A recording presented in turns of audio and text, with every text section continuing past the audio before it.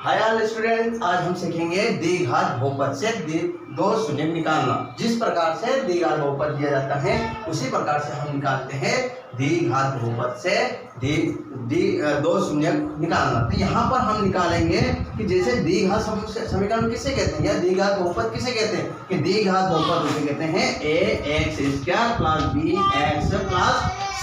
इसको हम कहेंगे द्विघात बहुपद।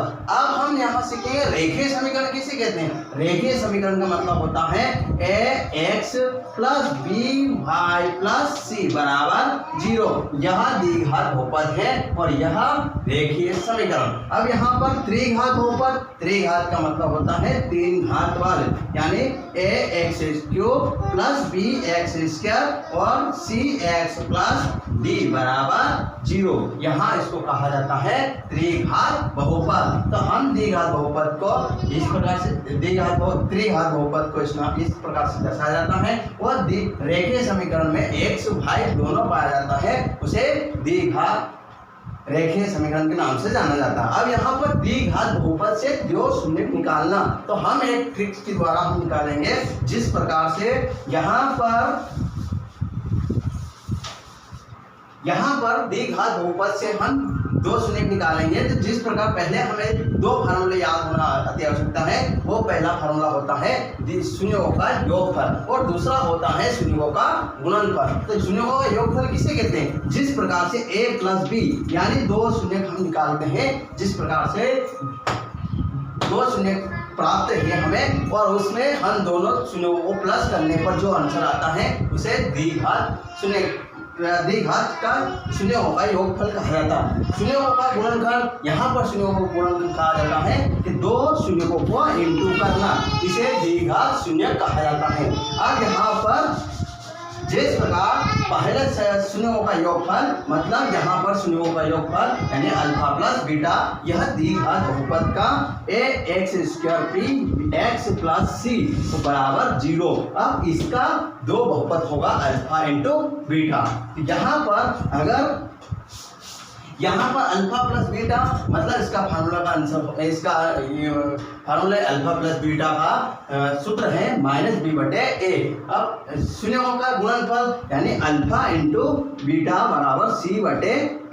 यह शून्यों का गुणनफल, यह शून्यों का योगफल। अब यहाँ पर हम ये किसका, तो यहाँ पर दो शून्य दिए गए हैं, वह है 1/4 और -1। तो यह इससे हम द्विघात बहुपद कैसे निकालेंगे। तो यहाँ पर हम करते हैं कि पहले हमें शून्य मतलब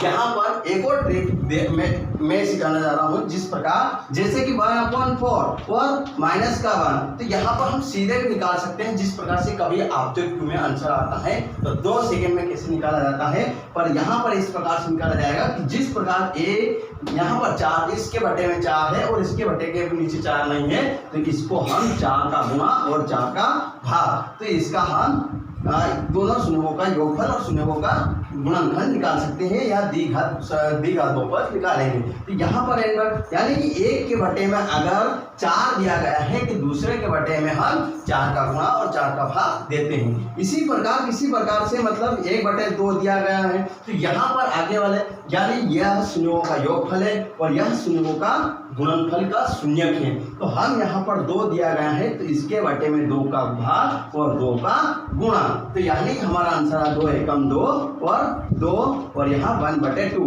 अब यहाँ पर किस प्रकार से निकालेंगे कि यानी -b/a और c/a, यानी जिस प्रकार से दो शून्य प्राप्त होते हैं जैसे 1/2 और 1, तो यहाँ पर हम निकालेंगे फर्स्ट वाले में अगर माइनस का आंसर होगा तो बी वाला हमेशा प्लस का आंसर आएगा। अगर वो प्लस का है यानी कि यहाँ पर प्लस का होगा तो बी का मान हमेशा माइनस का। क्योंकि शून्यों का योगफल का सूत्र है अल्फा + बीटा यानी -b/a। तो हमारा यहाँ पर दिया गया प्लस का 1/2, यानी जो प्लस का है तो हमें ये माइनस, जैसे -b = 1 और 2 = a = 2, तो यह माइनस उधर गया, तो यहाँ पर b = -1। तो हम यहाँ पर जिस प्रकार जैसे कि यहाँ पर है तो 2 का गुणा और 2 का भाग, तो इसे यहाँ पर हम कर सकते हैं कि यह a बराबर 2, क्योंकि बटे में दोनों में a प्राप्त होता है, तो यहाँ पर 1 बराबर 2 और b बराबर हमेशा प्लस होता है तो माइनस का आंसर, और c बराबर 2 एकम 2 यानी कि c। यह हमारा 3 शून्य यानी यह ABC या द्विघात बहुपद में मान रखने पर, यानी इसमें मान रख देंगे तो हमें द्विघात बहुपद प्राप्त हो जाएगा। एक क्वेश्चन हम करते हैं जिस प्रकार से, यानी कि -1/4 और माइनस का 1, तो यहाँ पर माना द्विघात बहुपद a plus b ax square plus bx plus c बराबर है, तथा इसके शून्य अल्फा इंटू अल्फा और बीटा है। तो यहाँ पर हम करेंगे कि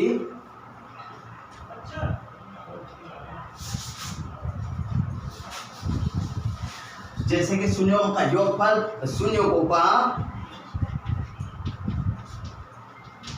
योगफल, तो यहाँ पर है अल्फा प्लस बीटा बराबर -b/a, यानी फर्स्ट वाला क्या होता है शून्यों का योगफल, तो यहाँ पर 1/4, यानी यह प्लस का है तो b का मान हमेशा आएगा माइनस का, और a बराबर तो दिया गया a बराबर 4। अब यहाँ पर शून्यों का गुणनखंड, यानी ये पहला शून्य प्राप्त होता है उसे शून्यों का योगफल कहा जाता है, और दूसरा वाला जो होता है उसे शून्यों का गुणनखंड। अब यहाँ पर शून्यों का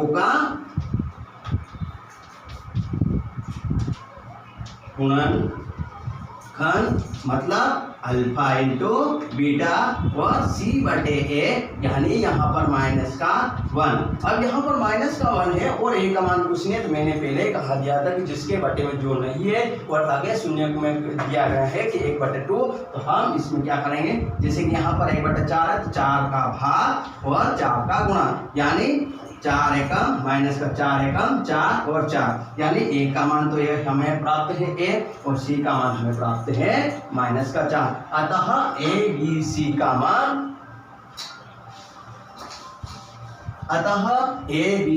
मान द्विघात बहुपद में रखने पर, यानी ax² plus bx plus c में रखने पर, a बराबर कितना था यहाँ पर, a बराबर 4, तो यहाँ पर 4x², यानी x² मतलब a की जगह हम रखेंगे 4, b की जगह जो भी आंसर आया जैसे कि माइनस का 1 और c का मान आया हमारे पास 4, तो यहाँ पर a 4x² माइनस का x और a प्लस माइनस, यानी यहाँ पर 4, तो यह हमारा द्विघात बहुपद हमें प्राप्त हो गया।